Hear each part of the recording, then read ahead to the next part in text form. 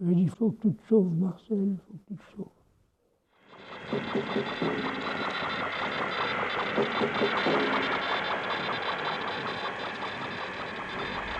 Ici, Londres. Éviter ou rompre le combat, à savoir vous disperser pour vous reformer aussitôt en vue de harceler l'ennemi à peu de science au moment venu.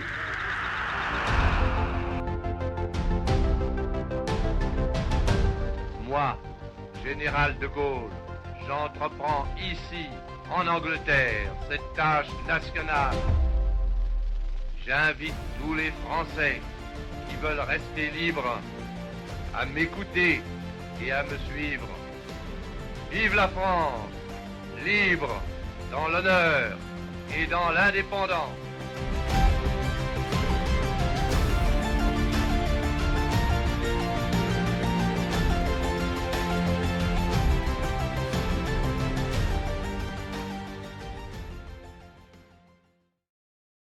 En 1944, Monsieur Bergamasco récupère de la farine pour la Résistance. Il fait nuit quand son camion tombe en panne, à Laisonnay. Après avoir caché les sacs, il revient à pied et emprunte un vélo à un fermier à la touche.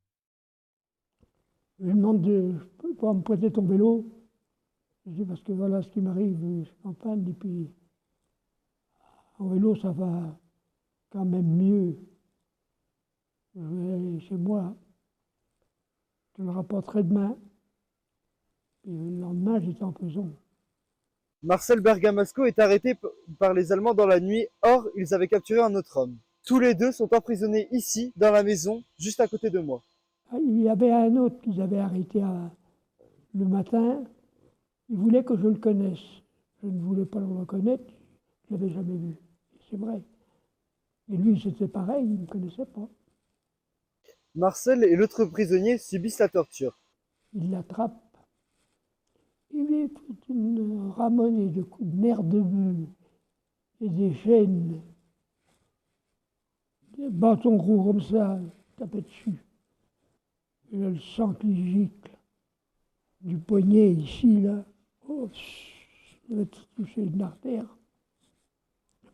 Après, j'en ai attrapé des coups de nerfs de bœuf, des coups de bâton. Je faisais des mouvements, heureusement, parce que j'aurais jamais pu me sauver.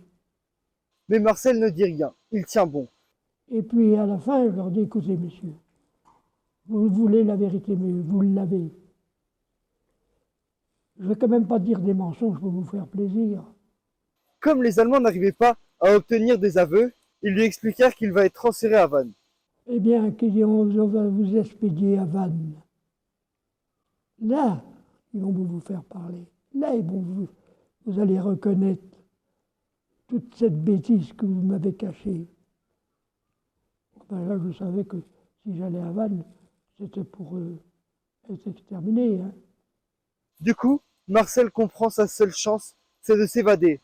Je lui ai dit, il faut que tu te sauves, Marcel, il faut que tu te sauves.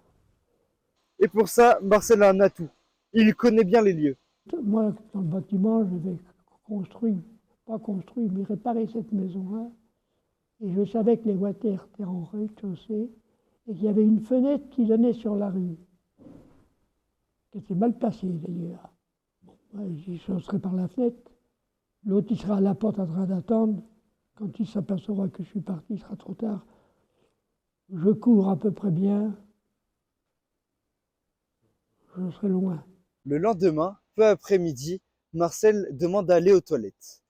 Le garde le fait sortir et le fait descendre. Il ouvre la porte, il me marchait devant, les mains derrière la nuque. Il descendait les marches. Ah ben, c'est bien la direction des water, c'est bien ça. L'escalier est en fer à cheval. C'est bien que quand j'arrive sur le palier de repos, au milieu de l'escalier, je vois la porte d'entrée. Et la porte d'entrée était ouverte. Et je voyais la rue. Oh, je dis, Marcel, c'est le moment. Saute dessus, prends la force. Je l'attrape par derrière le cou, comme ça, avec ma main. Je le fais culbuter dans l'escalier.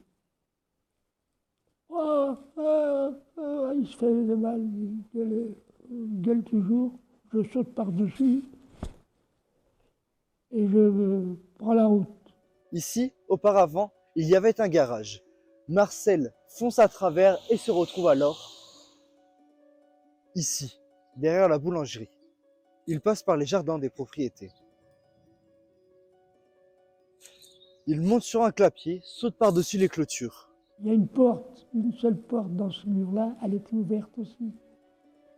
Je rentre dans la porte, j'attrape les jardins et je saute.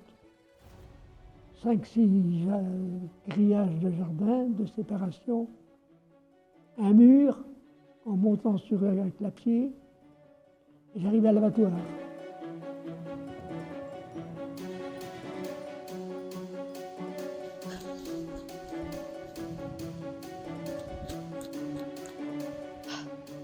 Et il arrive ici, près des abattoirs. En 1944, il n'y a que des champs.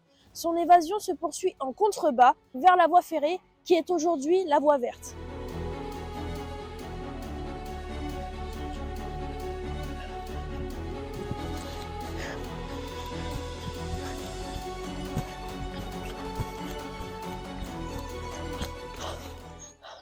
Marcel a dû courir jusqu'ici en direction de la gare de Ploërmel pour reprendre la voie ferrée qui le mène vers le sud et vers Saint-Marcel.